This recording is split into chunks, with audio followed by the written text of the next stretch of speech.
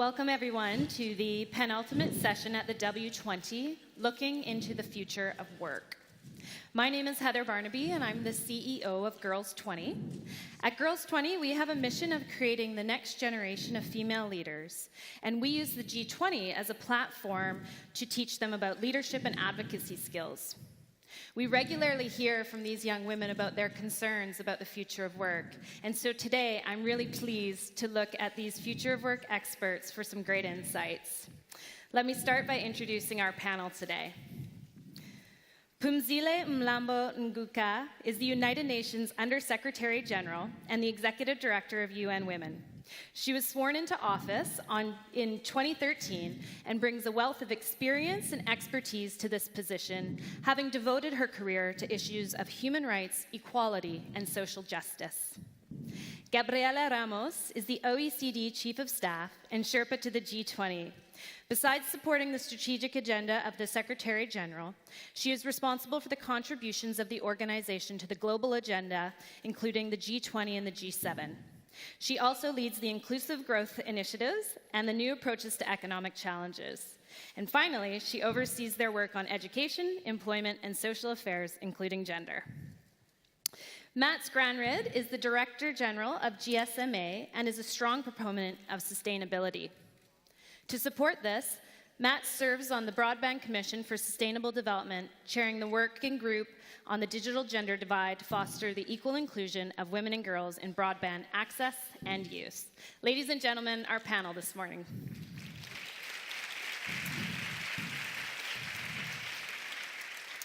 Gabriela, I'd like to get started with you. Could you please talk a little bit about some of the inequalities brought about by a future of work context, particularly for rural women, and what skills will be needed to address those inequalities? Well, let me just start by saying that this is very impressive. Very impressive setting, a very impressive panel. So great to be here with Phumzile and with Mats, and thank you, Heather. Let me tell you that when you talk about the future of work and when you talk about the digital revolution, let's just recognize that it's a source of a lot of anxiety for women and men. And for women and men that probably are at the lower scale of the skills, at the lower scales of the income distribution, at the lower scale, because we know that the digital revolution is very demanding in terms of the kind of preparation and the kind of knowledge that you need to have.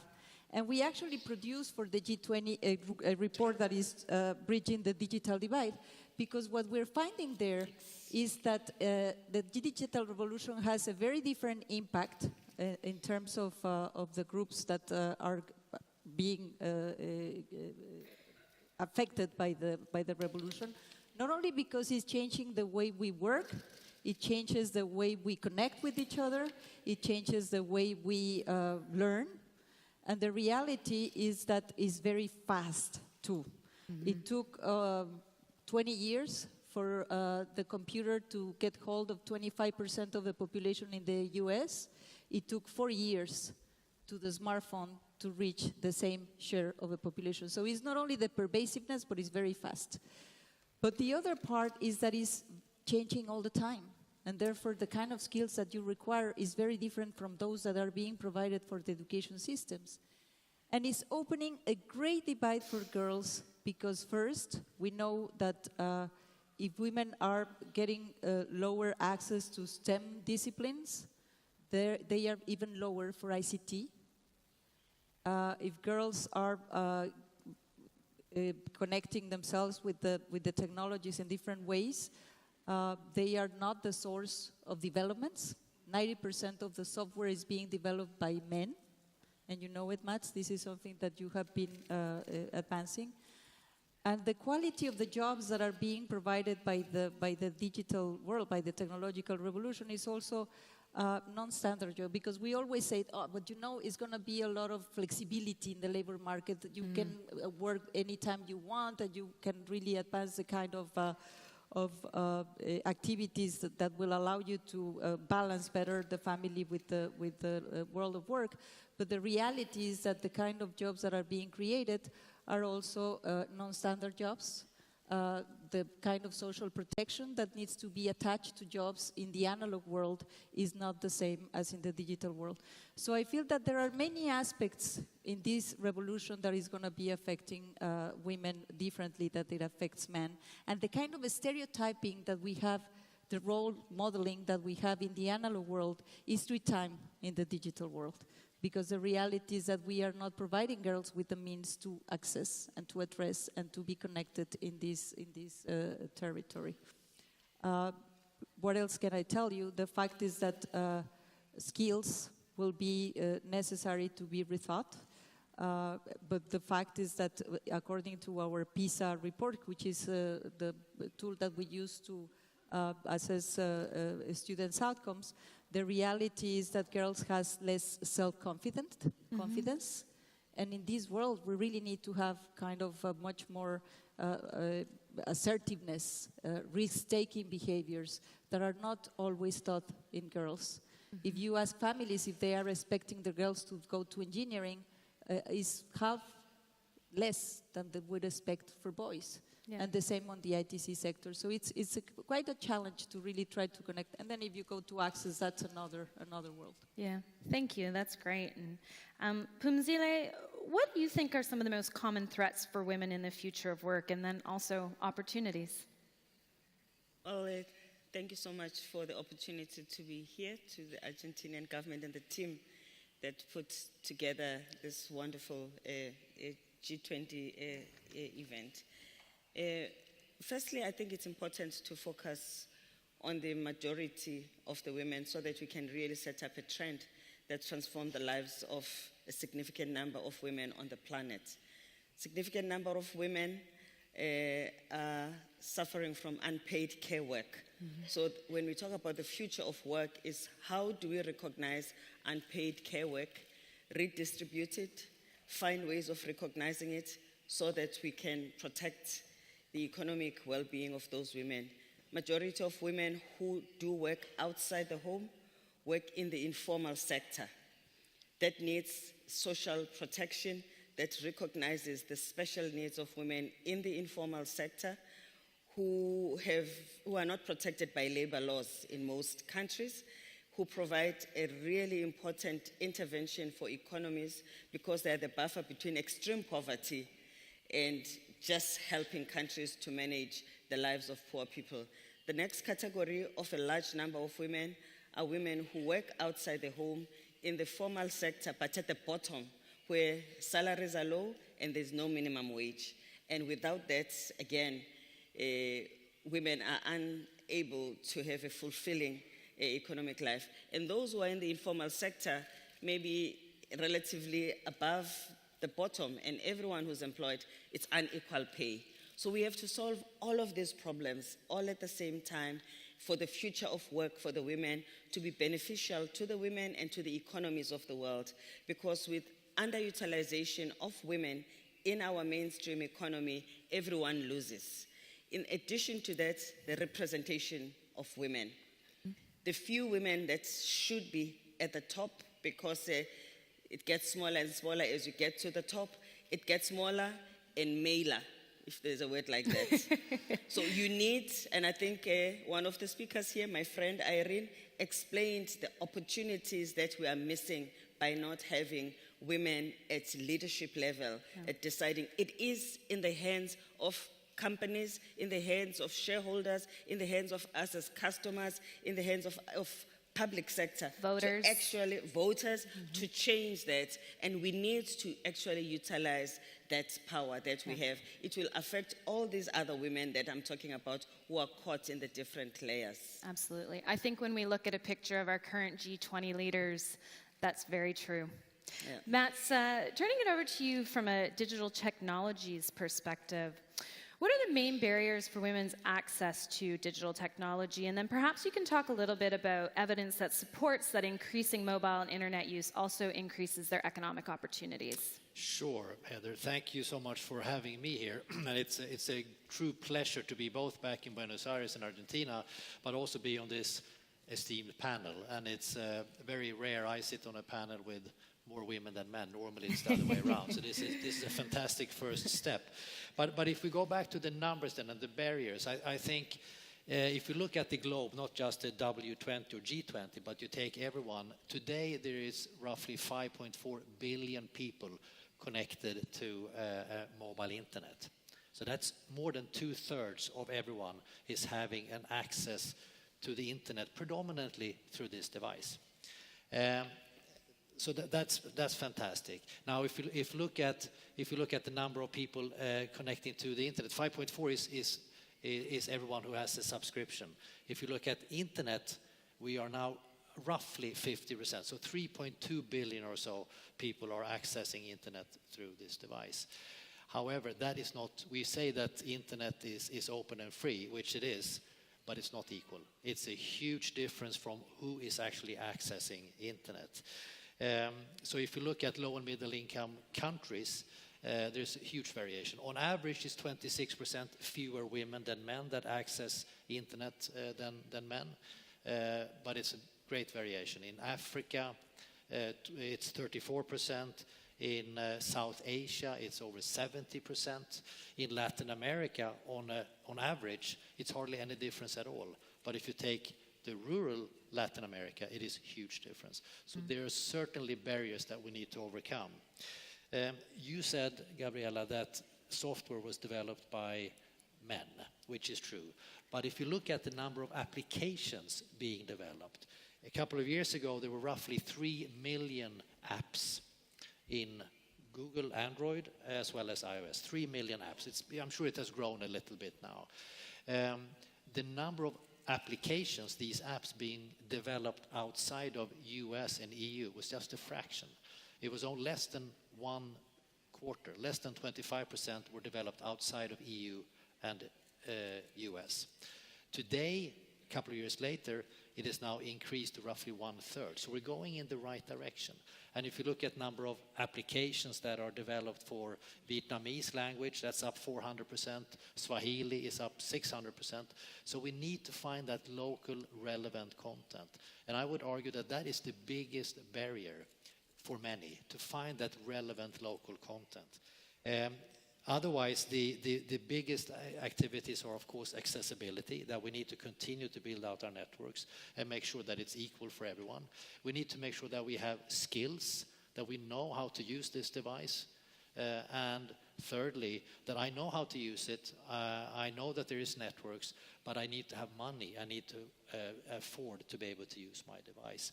And then, as I said, the fourth one is really the local relevant content. That's great, thank you.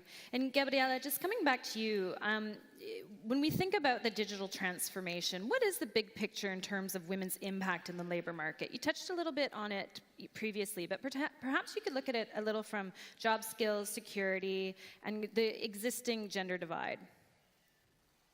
Well, the fact is that if you accumulate these advantages, if you start by not getting yourself the skills that you require to connect better with the technology, the digital skills, and that's why many, and I see many people that I know in the public that have been trying to provide girls with coding. Yes. But coding is one thing, and that's very important, and I think that's an effort that we need to do. But in general, girls are not really getting into the kind of skills that you require to be successful in the digital world. Numeracy skills. We always hear girls saying, I'm not good at maths. And if you think you're not good at maths, you're not good at maths. Yeah. It's just a fact, a self-fulfilling prophecy.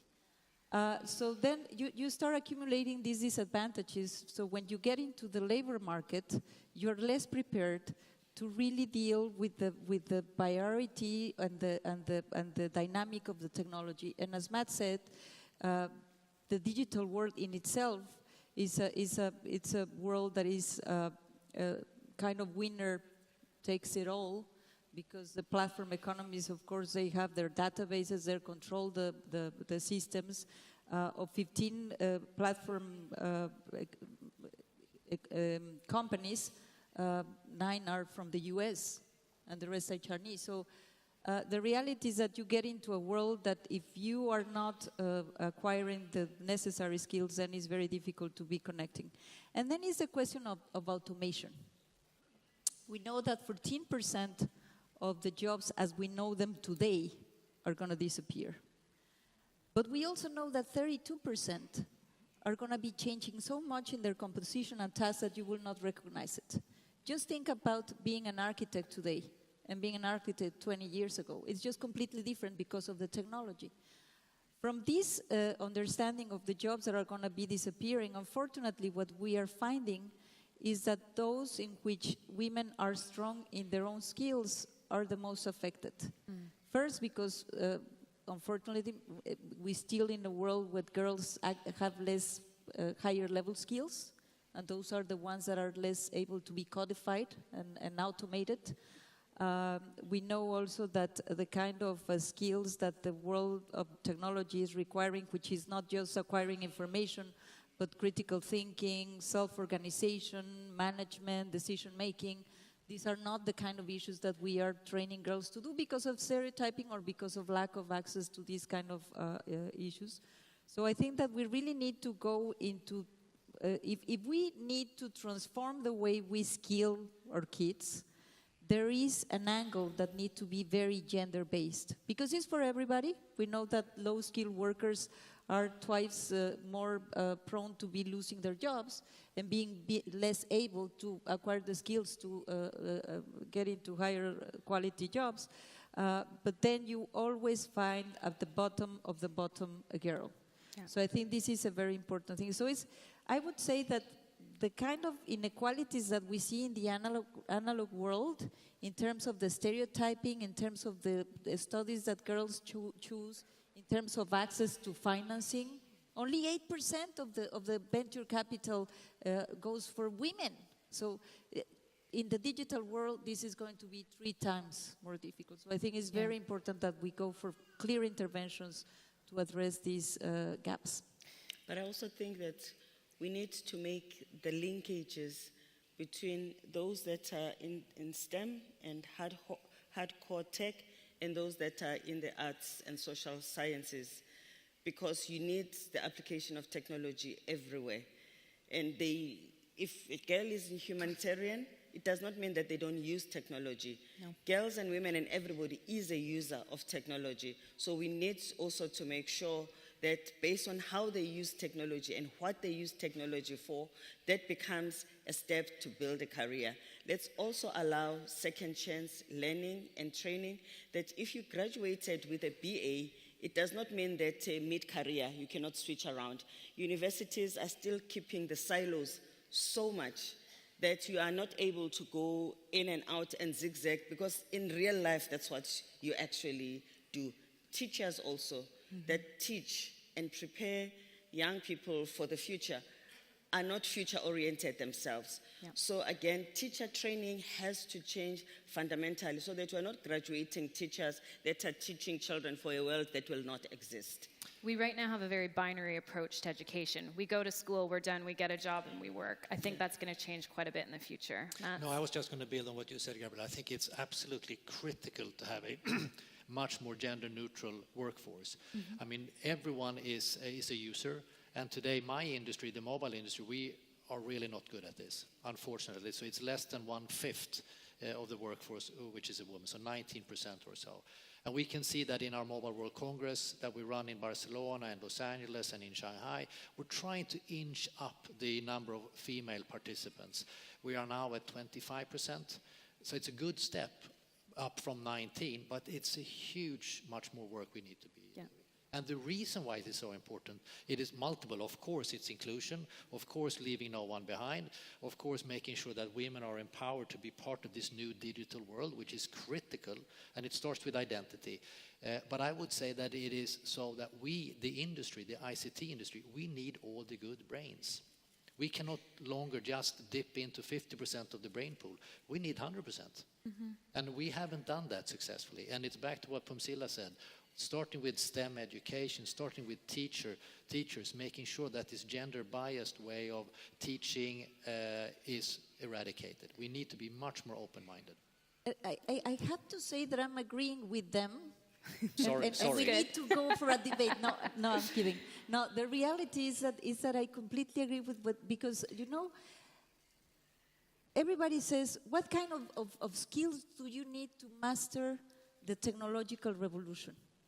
The reality is, the question should be, how can you shape the technology? And that's why we need also these other skills, because what is happening is for the new world of work, you will need people that will require these global competencies of understanding, of critical thinking, of knowing their own biases, on knowing what is in the algorithms. Are we reproducing the stereotypes? I think it's really important to go for more human kind of development that really masters the technology and not vice versa. Yeah, no, I agree. And I want to ask Pumzila a question, and then I want to go to Matsa and something related. So when we're discussing that, what is the role of the private sector in order to improve, you know, digital transformation and inclusion for women? For instance, gender-neutral artificial intelligence. Siri doesn't have to be a girl to give instructions about what to do in the kitchen, for instance. Gender-neutral robots. I mean, really, we have to give robot a sex, Yeah. you know? So there's something that is ingrained in us which makes us perpetuate the stereotypes when we have a unique opportunity to actually change the way we present genders. So that is one area in which private sector can provide leadership. If technology is going to be so dominant in our lives, let's shape technology to relate to the future we want. We at UN Women right now are working with about 15 companies with their marketing divisions on in what we call Unstereotype Alliance, to use their marketing and advertising dollars to try and create less stereotyping adverts the way they project women. If you can imagine how much advertising dominates our lives, form the image, especially of young people, if they are deliberate about wanting to project the future we want, that could go a long way. Private sector also is important for using their supply chain to reach out to women outside the women of their employ. They are also critical for paying attention to the women that they employed are paid equally. People, please, let's pay women for the work that they do. Yes. Because this is robbery. Absolutely. And we have to make sure that this is one thing, one of the many things that our children and the next generation must not have to live through, because it is so concrete, it can't be solved. I would like to hear my grandchild say by 2030, Granny, did they used to pay women an equal? How did that happen? Where were you? I would like to say I was in Argentina and we changed it. I think so. That's great.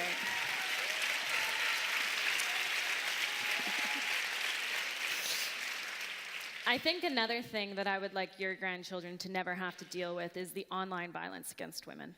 It's a massive issue. With my organization, we hear very regularly about the sheer amount of gender-based violence that young women feel online. So Mats, perhaps you can talk a little bit about those main risks related to that and how technology can mitigate them. And I think, you know, how are we going to help ensure a safer environment for women in the future online? Well, I mean, with all good technologies comes the dark side, and that's exactly what you're referring to. I think it is beyond doubt the positive effect internet and mobile internet has on everyone, and also on women. But certainly there are dark sides. It is harassment, etc. And we're working as an industry, and specifically here in Latin America with a program called We Care, where we're trying to mitigate some of those things, like call blocking, like anonymized top-ups. For instance, my identity is not online. It's not Mats Granert. It is +44 7540 15 8888, which is Sounds my like mobile James number. Bond. Well, that's my mobile number. And I mean, if you are someone who does not want to be recognized and you call in to get a top up, or if you go to a store and you want to top up your mobile phone if you have a prepaid card, it is very easy for that sales agent to sort of log that number and then start harassing you. So we need to be doing, which we're doing in Latin America and some other countries, anonymized top-ups. So you don't need to expose your mobile phone number, as an example. We do panic buttons, harassment mapping, etc. But this is complicated, this is tricky, and we need to find multiple different ways of attacking this. Absolutely, and I think it's behavior change at a certain level as well. Gabriela, did you want to add in there? Yeah, I want just to join because one very worrisome issue is this question of harassment, and I think that I completely agree with Mats. I think that we really need to go for the development of the antidotes whenever you go for new technologies, a new way to connecting. But even without these more negative aspects of aggressive behavior online, social networks are creating a lot of problems for young girls. Just social networks, the way they interact, we are just reproducing in these new digital platforms the kind of behaviors massively that you see in the analog world, in terms of how girls should look like, how girls are attacked in their being, how you are supposed to behave or not.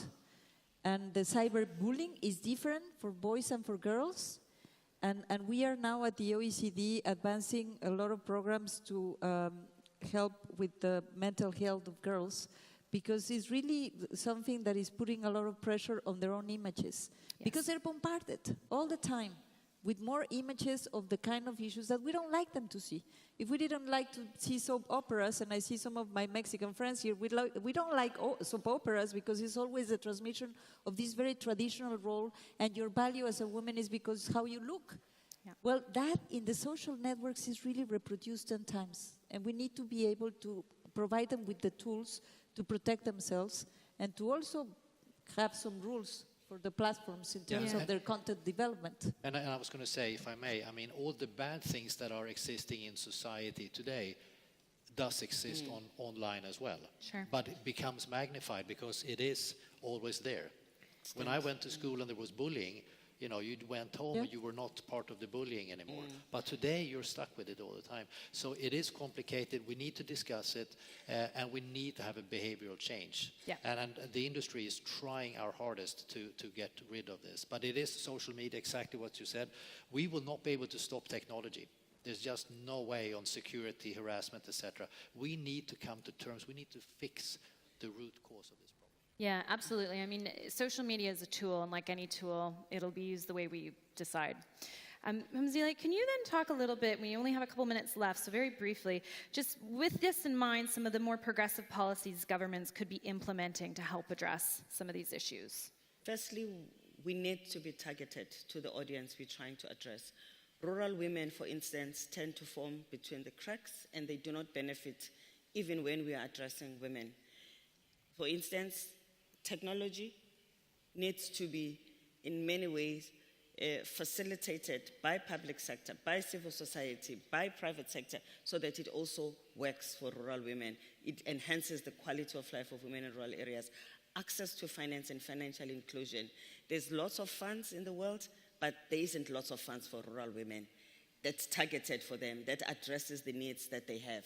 We need to package our interventions. Maternal health was such a big problem in the world until it was targeted to address the specific needs of why women die when they are giving birth. That's when we began to see the change. Many of the interventions we saw in the MDGs, as well as now the promising practices in the Sustainable Development Goals, they are working when we actually are targeting.